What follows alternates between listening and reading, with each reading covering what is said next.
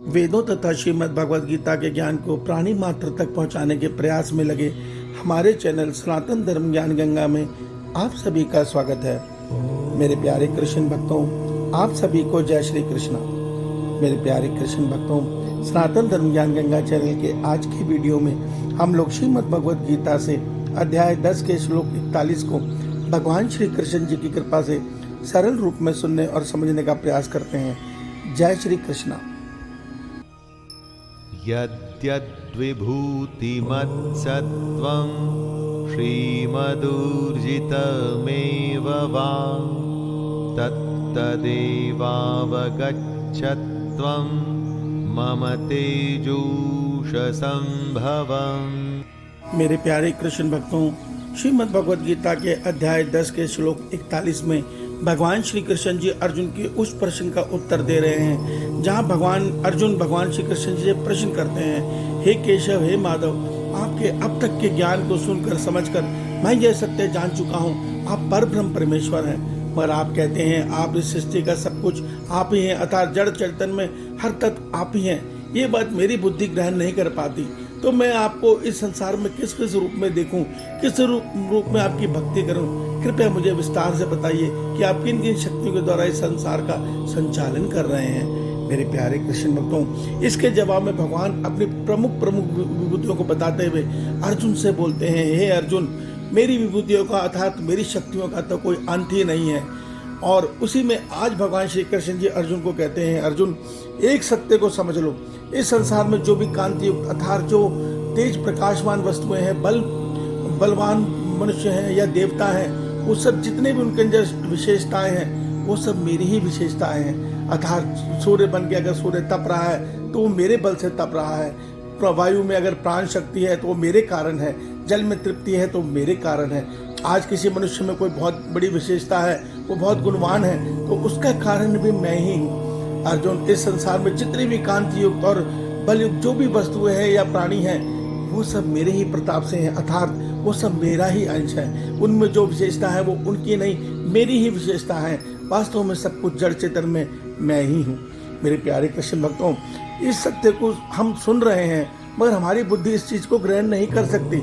भगवान कहते हैं इस सत्य को समझना है तो श्रीमद् भगवद गीता के अध्याय 7 के श्लोक 19 में भगवान कहते हैं कि बहुत से जन्मों की निष्काम साधना, जो साधना संसार की कामना से रहित हो, जिस साधना में एक ही कामना हो, हे प्रभु तुम मेरे हो, मैं तुम्हारा हूँ, मैं तुम्हें पाना चाहता हूँ, मैं जन्म मरण चक्र को तोड़कर अपने मन को विषय भोगों से हटाकर आपके श्री चरणों में लगाकर आपको पाना चाहता हूँ, तब भगवान की कृपा से मनुष्य को तत्व ज्ञान मिलता है। पहले भगवान हमें कर्म योगी बनाते हैं जिससे हमारे विषय भोग और हमारे मन की तृष्णा सब खत्म हो जाती है। कर्म योग वो अग्नि है जिसमें हमारे सारा मोह, काम, क्रोध, लोभ, मोह, अहंकार सब भस्म हो जाते हैं और हम परमात्मा की माया से मुक्त मन हो जाते हैं। उस मुक्त अवस्था में हमारा मन ईश्वर में स्थिर हो जाता है और हम ईश्वर आनंद में स्थिर होकर सदैव ईश्वर में स्थिर रहते हैं। उस मुक्त अवस्था से जब मनुष्य प्राणों को त्यागता है तो वो परमात्मा को पाता है। और उस अवस्था में ही मनुष्य यह अनुभव कर पाएगा कि इस ब्रह्मांड में, इस सृष्टि में, जड़ चेतन में जो कुछ भी है वो सब कुछ परमपिता परमेश्वर ही है। उनके अतिरिक्त किसी अन्य की कोई सत्ता नहीं है। अभी अज्ञानवश हम संसार को भिन्न भिन्न शक्ति युक्त और भिन्न भिन्न स्वरूपों में देखते हैं, अर्थात हमें यह प्रतीत होता है कि जैसे पवन देवता अलग हैं, जल देवता अलग हैं, अग्नि देवता अलग हैं और सूर्य देवता अलग हैं। सब कोई अलग अलग दिखाई पड़ते हैं, मगर वास्तविक सत्य यही है कि महाप्रलय के समय में कुछ भी नहीं होता। ये प्रकृति भी लीन सुप्त अवस्था में रहती है, केवल परम धाम और परम पिता परमेश्वर होते हैं। उसके बाद परमात्मा महासागर के आरंभ में इस सृष्टि की रचना अपनी दो शक्तियों अर्थात परा और अपरा प्रकृति के माध्यम से करते हैं।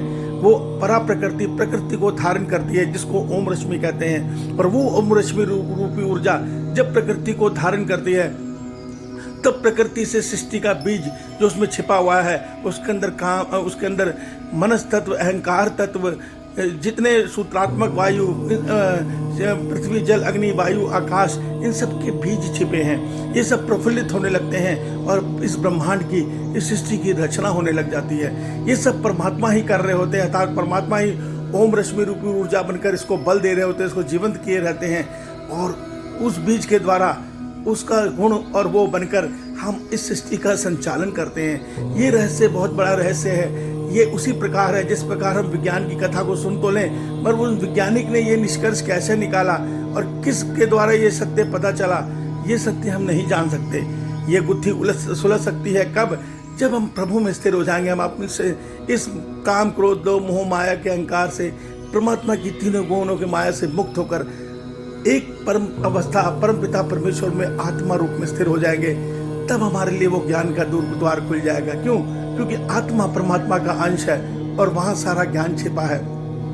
फिर हम परमात्मा के परा ज्ञान को जो जैसा है वैसा समझ लेंगे और तत्काल परमात्मा के परम धाम में प्रवेश करके परमात्मा को पालेंगे।